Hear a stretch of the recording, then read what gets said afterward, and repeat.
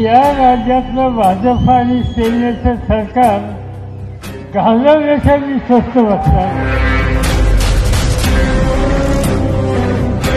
शरद पवार राजकारणातलं एक असं नाव ज्याला महाराष्ट्रानं भरपूर प्रेम दिलं, विश्वास दिला. पण या व्यक्तीनं महाराष्ट्राच्या वाट्याला काय दिलं? जातीपातीचं राजकारण, धर्माधर्मात फूट, घराणेशाही, भ्रष्टाचार, खोटारडेपणा, आपल्याच माणसांचा विश्वासघात.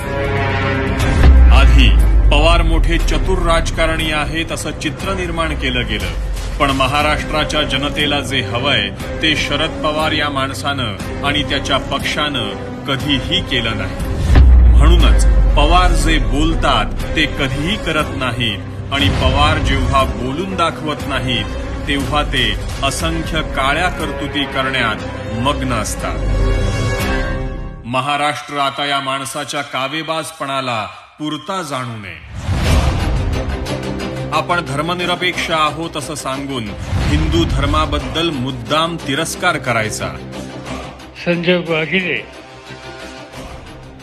यांनी माझा आणि छगन भुजबळ यांना पुणेरी पगडीचं आमचं स्वागत केलं. जी पगडी मी त्यांच्या हातात देईन ती पगडी इथून पुढे आपल्या सगळ्या कार्यक्रमामध्ये वापरली गेली पाहिजे.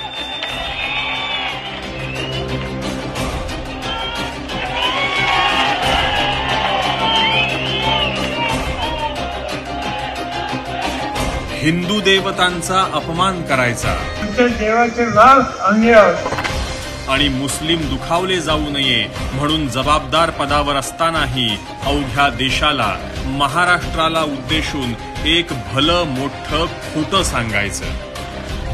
शरद पवार ने भी इस बात को स्वीकार किया है कि 1993 में मुंबई में हुए धमाकों में 12 के बजाय उन्होंने 13 जगहों का जिक्र किया था, जिनमें एक मुस्लिम बहुल इलाके को उन्होंने जोड़ा था. हे फक्त शरद पवार नावाचा घाणेरडा नेताच करू शकतो. हेच शरद पवार आज त्यांच्याच राजकीय विद्यापीठात शिकलेल्या भ्रष्टाचाऱ्यांना, समाजकंटकांना निवडणुकीत वाजत गाजत घेऊन आले. गृहमंत्री पदाची बरबटलेली कारकीर्द गाजवलेला अनिल देशमुख, छत्रपती शिवरायांना लुटेरा म्हणणारा जयंत पाटील, छत्रपती शिवरायांचा वारंवार अपमान करणारा हिंदू द्वेष्टा जितेंद्र आव्हाड, समाजवादी पक्षातून उधार घेतलेला विखारी फहाद अहमद, निवडणुकीत उभं राहण्याची धमक नसलेला अन महाराष्ट्रातल्या मराठ्यांची दिशाभूल करणारा मनोज जरांगेही याच पवारांचा प्यादा. आयुष्यभर विश्वासघाताचं राजकारण करणाऱ्या पवारांना अजूनही सत्तेचा मोह आवरेना. पण लिहून घ्या पवार साहेब, महाराष्ट्राच्या राजकीय इतिहासात तुम्ही पेरलेलं विष आता तुमच्यावरच उलटतंय. तुमच्या पापांचा घडा भरलाय.